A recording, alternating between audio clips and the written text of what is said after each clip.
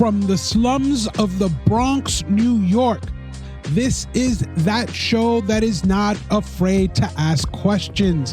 The show that is not afraid to share its opinions. This show is for the people, by the people. Even the quote-unquote oppressed people. Let's get it. Welcome to The Miranda Project. Welcome to The Miranda Project. I'm your host, Manny. Happy to be with you today on this, our episode titled Equity. Yes, equity. That word that has been thrown at us ever so often, equity. Now, this came to me one morning while I was at work. And I observed something. But before I get into that story, I had to kind of go back on another episode or another show that we recorded, titled Social Justice Lie. If you haven't heard it, obviously I got to plug the show.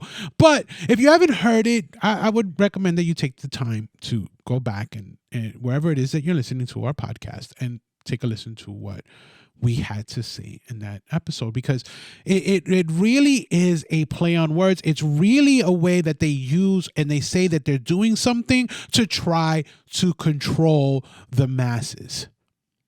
That's what we conveyed on that show. So we do encourage you to kind of go back and take a listen to it. If you've heard it, obviously, you know where we're coming, what we're trying to say here. But today's show does involve that, but that's why I kind of had to go back and make sure that I don't repeat exactly what I said there, because this is a new thought process. This is something that, again, like I said, came to me one morning while I was sitting at work in Washington Heights, sitting there, and I see this family, tourists. I don't know why you would come to New York with the crime wave the way it is, but still. You have this family that is going to take in the sights. You can tell that they're tourists. They have their book bags. They have, they just have that touristy look. They're not New Yorkers. They're not native New Yorkers. You can just tell. Right? Now you're thinking to yourself, Washington Heights, why are they going to Washington Heights? Now, Washington Heights is it's a very historical place. If you haven't been to Washington Heights to take in the sights, I would suggest that you do. Because there's an area in Washington Heights titled the Cloisters, or with the name The Cloisters.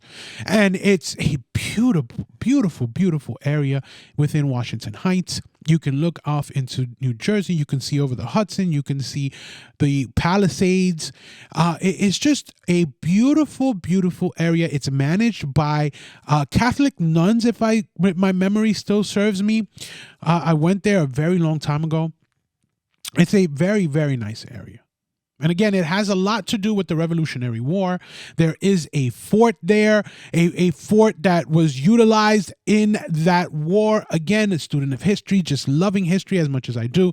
You can see how the hills, the heights, the areas of the Heights and the Bronx and in Highbridge and all of that, where there's still, forts that are up to this day, i.e.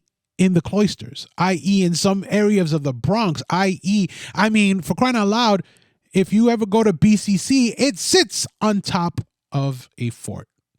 So the history there, the history of the Revolutionary War, the history of Washington himself, and how this area helped in beating the British is very important. That's why you have Washington Heights. That's why you have the Washington Bridge. And that's why you have all of these forts that came into play. So again, this is why this family was in Washington Heights, not to chill with the Dominicans that live there. It's funny because if you look on Google Maps, or I think it's Google Maps or Apple, it says Washington Heights on there. But it also says Little Dominican Republic, I believe. Kind of like you have Little Italy and you have Chinatown. Now Washington Heights has been given the title of Little Dominican Republic. I don't know who gave him that title. But yes, there is a astoundingly huge Dominican presence in Washington Heights. Now, that's besides the point. You have these tourists rather, that were going early morning to take in the sights. And it got me thinking. It got me thinking on this word equity. And I'm going to get to why it got me thinking about this word equity. Because as I'm observing this family, you know, I see mom, I see dad, I see son, and I see daughter. Backpacks on. They're going to wherever it is that they were going. Again, I'm assuming that they were going to the cloisters, but, you know, they might have been they might have been there on a hotel, jumping on a train to go, what's it called, elsewhere. But I observe this and I think to myself, what a beautiful sight to see a family going out on vacation. Now, the kids weren't like, you know, babies. We're talking teenagers, you know, and again, it's just a beautiful sight to see families together going out on vacation. And I think about the fact that you see that everywhere. Now, this family happened to be Caucasian. Okay, no big deal. Everybody's stuck on race, white, black, whatever. But isn't it beautiful to see that wherever you may be? If you're in Florida at Disneyland, if you're in what's it called in Chicago and people want to go take in the lake, if you're in Los Angeles and people want to go and see Hollywood and all of that stuff and all, you know, just, it doesn't matter. Wherever people vacation and they're with their families and you see the family unit together, it's a beautiful thing, man. It makes you all warm inside because it reminds you of your family, despite of how screwed up your family might have been. I mean, we all have family issues, right? We all have that. But to see dad and mom and kids together, man, that's beautiful, man. Made me start thinking about, man, what are we going to do for vacation this year? It's going to be a little bit tough. You know, this is Sleepy Joe's America and things are astronomically high, but that's a conversation for another day. It got me thinking about the word equity. It got me thinking about the fact that you have areas, especially here in New York, and it's not only New York, it's all over, that you don't see that. You don't see a family unit. This is why it got me questioning this equity that they keep trying to push at us. It got me questioning is it really equity? Is it really that? Or is it just, again, a bunch of pretty words that you're throwing at a population, a group, an ethnic group, and saying that things are going to be better because we are going to give you equity? And it got me thinking about it because, again, the first thing that came to mind was dad. I'm a dad. But the first thing that came to mind was dad. Because in this world, in the world that we're living today, in society, in this social justice society that we're living in today, it's like dad has been forgotten. Forget that. That doesn't exist. There can't be there could be social justice without that, right? That's what it got me thinking because it reminded me of my personal experience. I'm going to get to that. But the crazy thing here is that how important is dad to this family dynamic? And it has nothing to do with dad is the major earner because mom could be the major earner. It has nothing to do with that. But the dynamic that dad is there, that's what's important. That's what got me thinking. That's why I started really thinking about these ethnic groups that they keep targeting with this social justice lie and these words, equity and equality. And it got me thinking about the hood. It got me thinking about the South Bronx. It got me thinking about, these areas within the Bronx, New York. Doesn't matter. I think about the Bronx, Brooklyn, Manhattan. Doesn't matter. Washington Heights being one of them. Because that's where I was at work. And I started thinking about the fact that here you have dad going on vacation with his family, right? Because they can afford to go on vacation with whatever vacation it is that you as a couple can afford. Because if you can't make it to New York, I'm sure that you can figure something else out, something small. Listen, when you want to do something for your kids, you get together, you brainstorm, and you make it happen. It doesn't matter. You skip a few things, you work a little bit of overtime, you do what you need to do in order to make sure that your kids see some type of vacation. Go outside of New York. Go outside of wherever it is. Go outside of their normal circle so that they can see that there is a bigger world out there. Right? Am I wrong? Now, don't get me wrong. Mom could do this on her own too. I'm not disputing that. But it's just so much better with dad there.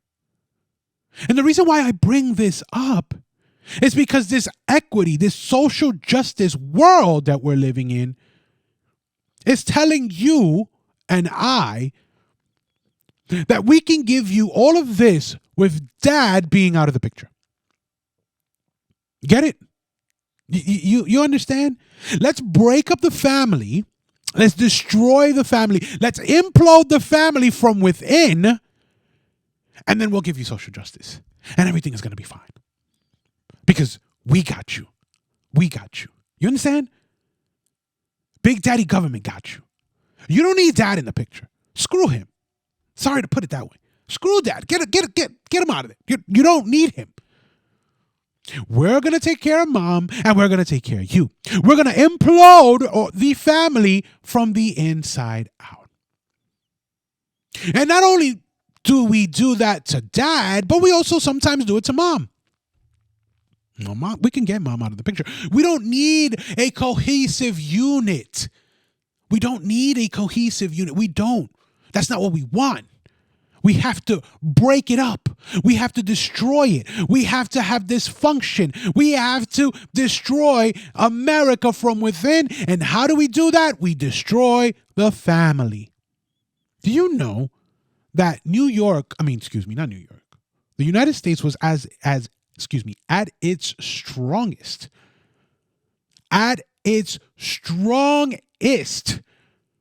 when the strongest thing we had was the family unit.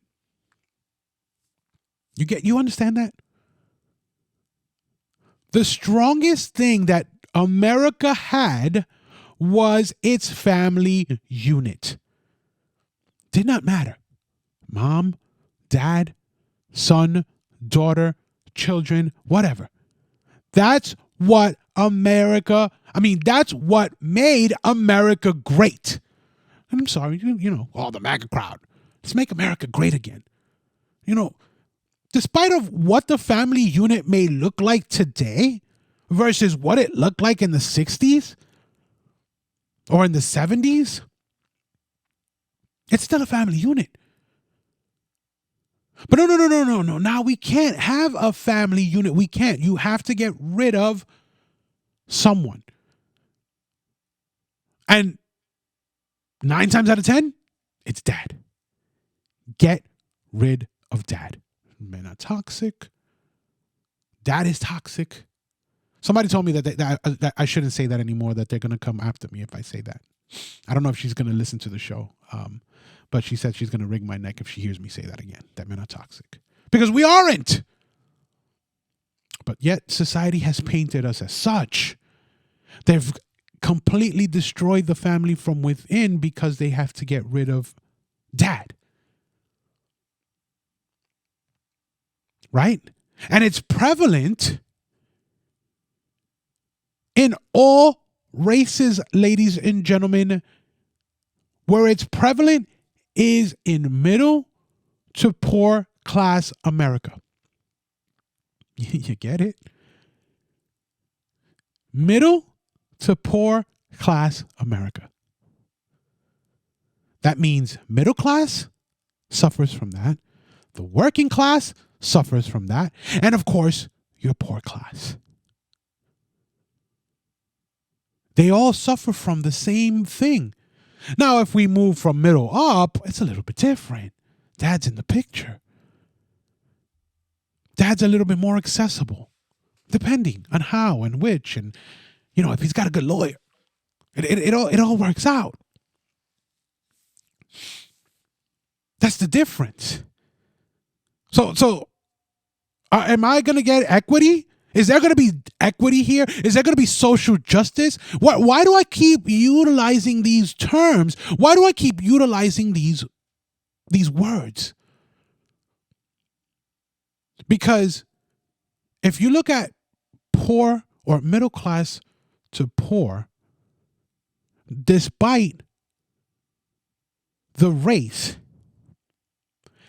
if the family unit is not there, if the family unit is destroyed, then that lineage is destroyed. Those children are destroyed. And here comes Big Daddy government to come in and swoop in and fix everything. You get it? You get it?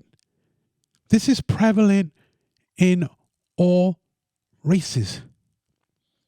It does not matter. Now, you might sit here in New York and say, well, it's more prevalent in my community. I didn't have a dad. Yeah, because you don't have, you might live, I don't know, 138th Street. You might live on 149th Street. You might live, on Kingsbridge Road. You might live on 196th Street. You might live on Bedford Park. There's not a lot of white people, Caucasian people. There will be a mix of other different races, of ethnicities, and so on and so forth. And you think to yourself, oh man, I don't have a dad. It's really affecting me. Yeah, of course it's affecting you. Yeah, it's affecting you. But that's because they want it to affect you. That's because they want the control. They want to be Big Daddy. They want to be the ones that you consider daddy. They want to be the ones that you go to and cry to that you need assistance. They are the ones that say they are your saviors. See, they want to be your saviors. When you don't need them as saviors, you just need a strong person to be there for you and set you on the right path. Listen, you're not going to see eye to eye with your dad. You're not. You're two different people. But let me tell you something. Having him there can make a world of difference. And that's why I talk about equity. That's what that family reminded me of. Sometimes I see men out there with their children. And I think to myself, dad must be taking his kids to school. That's awesome. Then I see kids with their dads. And it's dad is spending just, the weekend with them. Then I see dads put in the work, man. I saw this one man. I see him every once in a while. And he has a daughter. I don't know her exact condition. It looks like cerebral palsy. And he loves his little girl. Man, he loves his little girl. And he pushes her in her special stroller. And it's such a beautiful thing to see. I see him every once in a while. And I think about the fact that I only see him. I've never seen her. Is there a family dynamic there? I don't know. I don't want to assume. But you see, the point that I'm trying to get at is that dad is a forgotten thing. Dad is actually like a curse word now. Dad is like a curse. That is, you know, it's not even in the picture. Like, don't get me wrong, mom does a lot. Moms do a lot. They do a lot. There's no shade on women. There's no shade on wives. There's no shade on mothers. There's none of that. None of that. But what I'm saying is that it's important to have that full family dynamic. And over the years, that full family dynamic has been destroyed. And the first one, the big casualty here, has been the father. And you have so many fatherless homes today within, again, like I mentioned, middle to poor class, mostly impacting working class and poor class. Because the middle class, it can kind of you can kind of, make it work. Kind of, right? You need that dynamic. You still need that family dynamic. It's still affecting that middle class. But you need that father. You need that mother. You need that unit in order to make things work for both of you and your children. But you see, that's not the thing here, is that we can't have that anymore. We can't. Because again, I have to continue saying it. These are words that they throw at you so that Big Daddy government can come in and take care of you. And I'm going to give you examples. This is an article, or I was looking online rather, and I wanted to get statistics on fatherless homes. And again, you're probably like, oh man, this guy is being, biased because he's a dad or he's a man and this is National Women's Month. Again, no shade on women. This is National Women's Month, or whatever the case may be, and we appreciate all the women in the world, because again, they do so much. They carry a home. They do. I'm not, listen, they do. I'm not going to go and get and take credit away from the reality of things. They do. It doesn't matter if they're the breadwinner or the major breadwinner. It doesn't matter if he's the major breadwinner. It doesn't matter. It doesn't matter. It doesn't even matter whatever lifestyle it is that you're living. I'm not going to get into all of that. Because again, you still need that family dynamic. That's important. That family dynamic. But most important, you need that father figure. It's important. I can't talk. I gotta laugh at myself here. I'm not gonna edit that, but the statistics don't lie. Fathers matter. And this is from the National Fatherhood Initiative. You can look it up. You can get these numbers on your own. Go on to fatherhood.org. According to the U.S. Census Bureau, 18.4 million children, 1 in 4, live without a biological step or adoptive father in the home. That's enough children to fill New York City twice, or Los Angeles 4 times over. You get that? You see how many kids are out there without a biological, even a step or adoptive father? That's heartbreaking.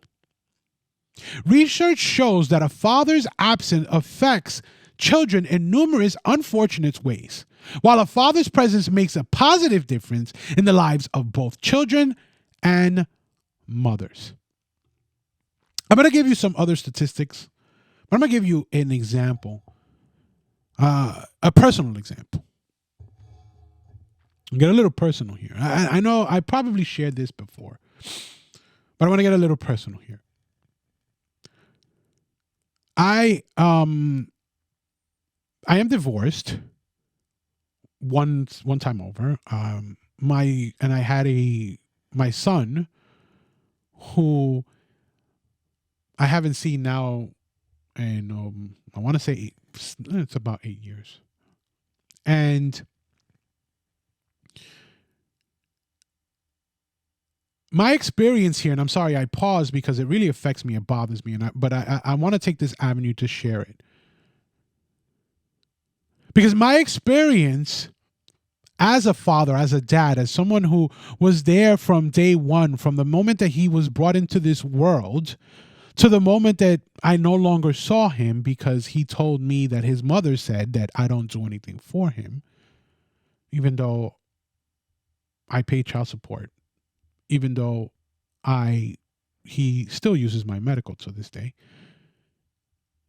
even though I fought tooth and nail in court to be able to see him,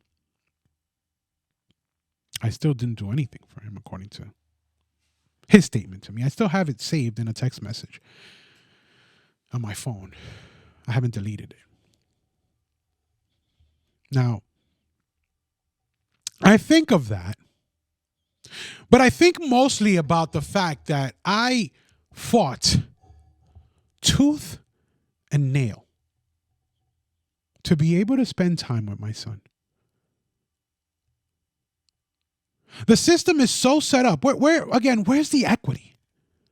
Where's the social justice? Where is it? Oh, that was back then. No, now it's different. Is it really? Is it really? I dare anybody to go and sit outside of family court, wherever it might be and wherever your region is.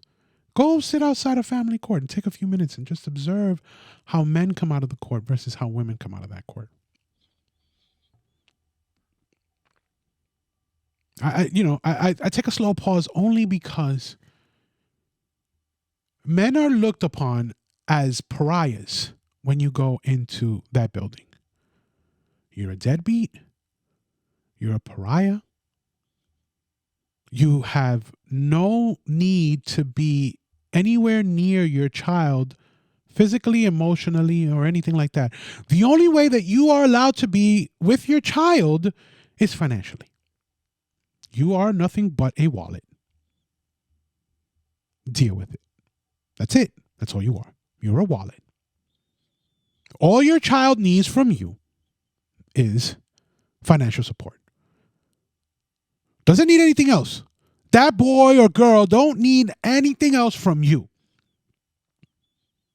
This is how the court treats you. This is how the judges treat you. For crying out loud, even the court officers treat you that way. Yeah. The court clerks, the child support clerks, all of them. The system is so set up against men that they continue to manufacture fatherless homes. It's like family court is the factory for fatherless homes. I get it. Sometimes you can't work it out with your significant other. I get it. You and your mom and your baby moms, as they like to say in the street, right? Don't work it out. You just don't fit. I understand that. I get it. I understand. But at the same time, why is it that dad suffers in the court? Why is it that mom gets all the, what's it called? Everything goes her way, as and it's not about the money.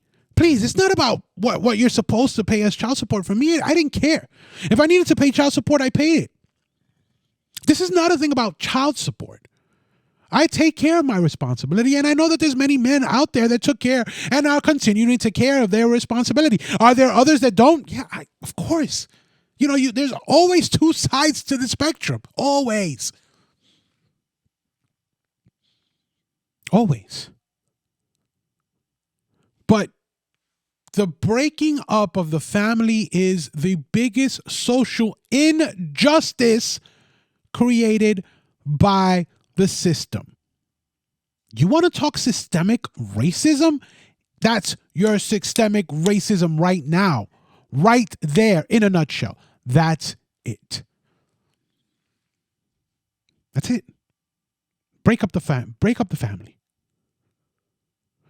Break up the family, because we can't have a bunch of poor people, whether they be black, whether they be Hispanic, whether they be white, whatever it is.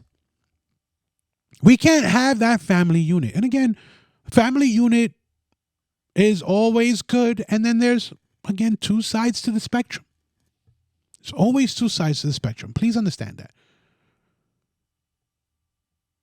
But this is the systemic racism that exists out there, that is out here destroying the family, taking fathers out of homes and making it so much worse for you and your children to succeed in life. And by you, I mean, because you see your children and you want nothing but for them to succeed. You succeed through them, even though you might be successful yourself, but you succeed through your children, because again, those are your heirs. Those are your insights. They're your everything. You do anything and everything for your children. You want nothing but success for your children. But now you're the outsider looking in. You don't even know who they are. You don't even know what they look like, because the court allowed this to happen. And you can fight it as much as you possibly can, but the court allowed this to happen. Where's the equity? Where's the social justice? Where is it? Because according to these statistics, if this is continuing, then there is going to be no equity. There isn't going to be any social justice. It's just going to get continuously worse and worse and worse. You don't believe me? Let's look at these statistics. The father absence crisis in America. Again, father absence crisis in America, because it is a crisis. Please do understand that. Research shows when a child is raised in a father absent home, they are affected in the following ways. 4 times greater risk of poverty. So if we're talking about equity and social justice, and everybody has to be equal because everybody has to pay their fair share, and because, all that other spiel that they continue to kick at you and throw at you, and beautiful words and paint pictures and this, that, and the third, it's as simple as putting dad in the picture, and you have a 4 times less probability of being poor, of actually having money in the household, of actually succeeding. Interesting. More likely to have behavioral problems, 2 times greater risk of infant mortality, more likely to go to prison. Wow. And they talk about the fact that, equity and police can't do their job anymore, and the courts don't prosecute anymore, and repeat offenders are just put out in the street, and interesting. And they're talking about it because it's a racial thing and all that good stuff, right? If a dad's in the picture, they're 2 times more likely or less likely, less likely to go to prison. With an absent dad, they're more likely to go to prison, more likely to commit crime, 7 times more likely to become pregnant as a teen. That's for our young ladies. More likely to face abuse and neglect, more likely to abuse drugs and alcohol, 2 times more likely to suffer obesity, and 2 times more likely to drop out of school. Again, 2 sides of the spectrum. In all of this, there's always 2 sides of the spectrum. But this is a harsh reality. This is actually true. I go back to the fact that America was at its strongest when the strongest thing was the family unit. And now, America is what it is, but the family unit obviously is not there. We've taken dad out of the picture. The strength of a father's presence. Children with involved fathers have a strong foundation for child well-being. There are lower risk for a host of poor childhood outcomes: infant mortality, low birth weight, emotional and behavioral problems, neglect and abuse, injury, obesity, poor school performance, teen pregnancy, incarceration in juveniles, alcohol and substance abuse, criminal activity, and suicide. I'll give you a quick example. Again, I get a little personal, but my little one was having behavioral problems at school last year. And again, I attribute this to the fact that they were out of school because of COVID, all the lockdowns that these pretty, politicians put on us that were unnecessary, that they were literally just utilizing to control us. These kids were beginning to act out because of the lockdowns. Now they're in school, and now they don't have the social skills that they missed out on the year that they were on Zoom, right? Okay, you're with me. Follow me. My little one was having these issues. The teacher came to myself and my wife and was ready to tell us that my son needed to go see a psychiatrist or a therapist because of his anger issues, because of the tantrums that he was throwing, because of the things that he was displaying in school. I looked at my wife. I said, my son is not going to no psychologist or no therapist, no nothing. She looked at me and she agreed. She said no. We nipped that in the butt. And I'm not saying that we put hands on that kid, because we didn't. But we nipped his behavior in the butt. Her and I. You get it? I gave that kid so many of the I. We all know the I. That I. Mom gives it to you. Dad gives it to you. When mom gives it to you, you know. But when dad gives it to you, oh man, I gave that kid that eye so many times. You better fix that behavior. We prayed with him. We spoke, to him. We told him that he needed to make better choices in school. And I told him, I said, if you don't fix that behavior, I'm going to lay hands on you, kid. You don't understand. Look at the size of these hands, bro. If I lay hands on you, it's going to be bad. You don't want me to lay hands on you. No, Dad, no. We fixed that. We fixed that. Can mom do it? Yes. Can dad do it on their own? Yes. But it was done so fast. There was no need for no therapy, no nothing. You know that kid is the best behaved kid in his class this year? Reading at a second grade level? Doing math at a second grade level? That's it. We just cracked the code.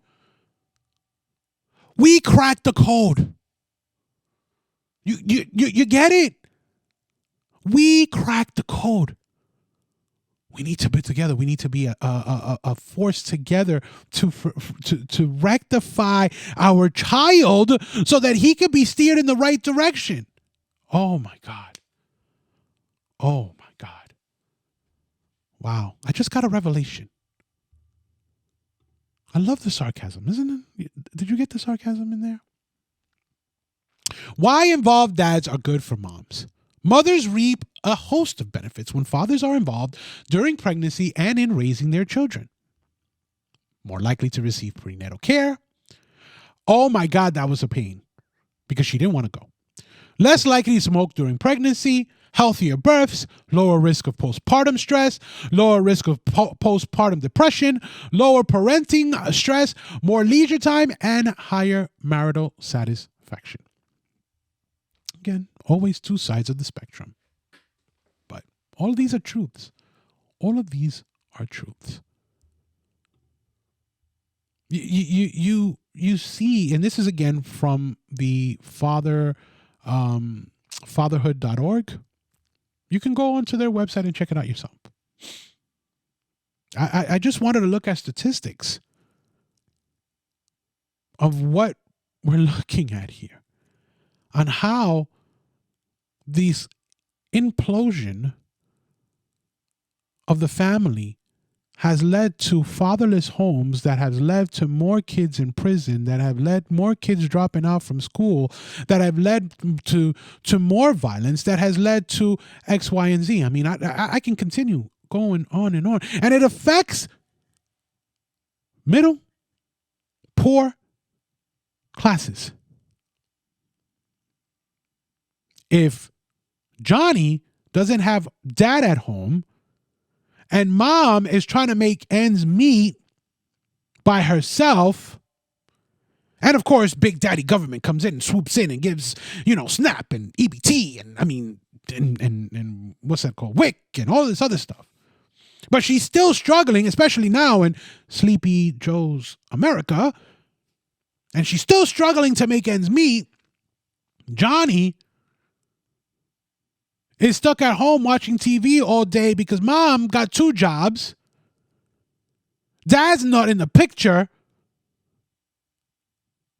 And now Johnny gets to an age where he can go out and seek the validation of a older man, or maybe some older guys, that might be doing some dirt out in the streets. And now they take them in and they say, well, we're a family unit. We're going to see you grow. We're going to take care of you. You just got to join our set. They beat the living daylights out of him to make sure that he understands that this is what it takes to join, and that is going to take to leave that particular set. You see, you get jumped, and then you die. That's the way in, and that's the way out. You get me? You follow me? Now Johnny is no longer Johnny. He's got his street name. And he's out there on the streets of Bronx, Brooklyn, Manhattan, Atlanta, Chicago, Miami, Washington, D.C., Washington State, the streets of L.A., pushing weight.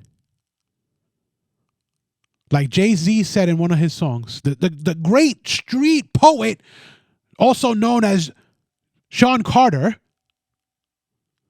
watching out for the long arm of the law. Yeah. This is what Johnny is doing now. Oh, no, wait, no. I don't want to make up a street name. Being incarcerated, being in juvenile detention, I don't know how many times, because obviously the long arm of the law always catches you. Juvenile detention, which leads into different detention centers. Black, white, Latino, doesn't matter. That's the equity that that's the equity that they're offering. That's the equality, that's the social justice. Is that it? Our jails are overpopulated with men that do not have fathers in the home. One of the other things that I found that on their website, which was really interesting, it said men with absent fathers are more likely to become absent fathers themselves. Because you know no better. You don't break the chain. Again, 2 sides of the spectrum. Because there are men out there that were not raised with a father. They were raised by a strong woman. And now they're great fathers. And they take care of theirs. But statistically, it's higher, that it's a higher rate of men that don't have fathers in the home, that don't break the chain, and also leave their children fatherless. So where's the equity? Where's the justice? Are family courts now going to be more forgiving to fathers, or not break up the family like they're doing? No, it's going to be the same thing. It's not going to change. It's not going to change. I'm sorry. It's not. There's no such thing. There's no pretty words that are going to fix this. What's going to fix this is that we continue to institute the what's it called? The covenant that God gave man, which is the family unit. That's the covenant that God gave man to hold on to. It's all over Genesis, man. It's there. And I'm sorry to preach if you don't, I'm sorry if, because again, it's my show, so I'm going to talk a little bit about God. I'm sorry. But it's in Genesis. The man will leave his mother and his father and will join his wife and become one. That's the covenant right there. Keep the family sake. Keep the family together. But no. Big Daddy government has come in and destroyed that. Big Daddy government now takes care of women. Big Daddy government sometimes will take care of the man as well, depending. Statistically, that's changed because you had more fatherless homes. Now you have some motherless homes, depending on situations and what mom gets herself into. Because to have a motherless home, it is very, very, very hard. You have to prove to the court that the mother is, completely and utterly incapable of being a mother.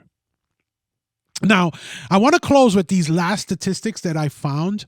Number of children living with a single mother or a single father in the U.S. from 1970 to 2022. In 1970, mother only, you had 7,452 children.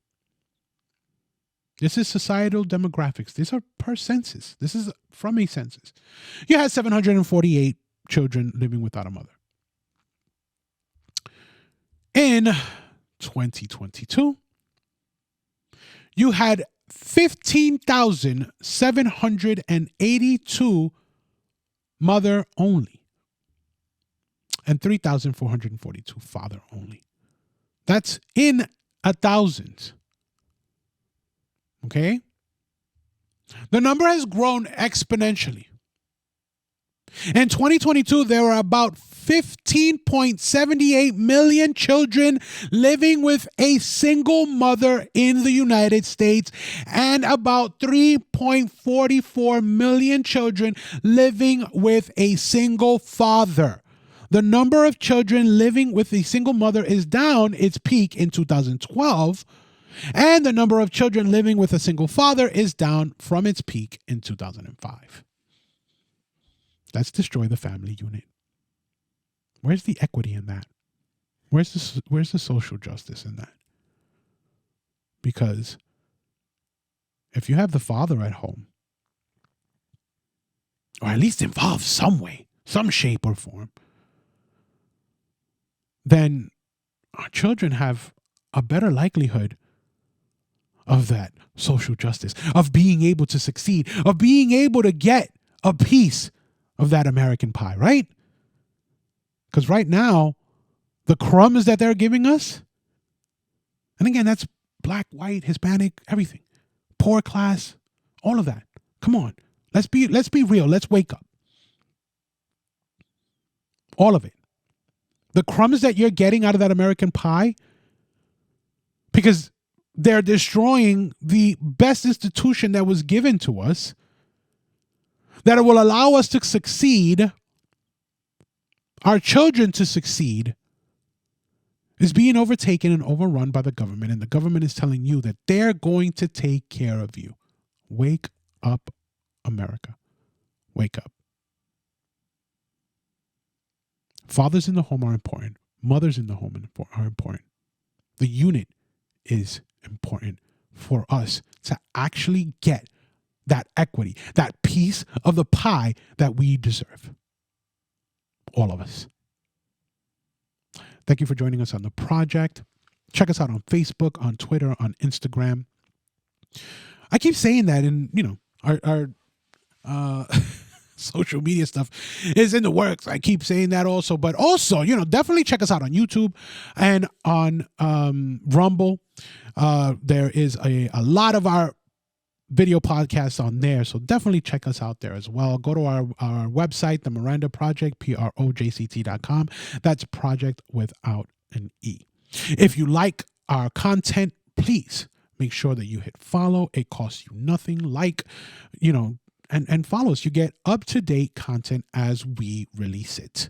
Again, if you like our content. For those of you that are fans of the show, thank you so much. We appreciate all the love, and we welcome you to continue to listen to us and to spread the word, man. We're trying to share this word, this positive word and educational word to all that care to listen to.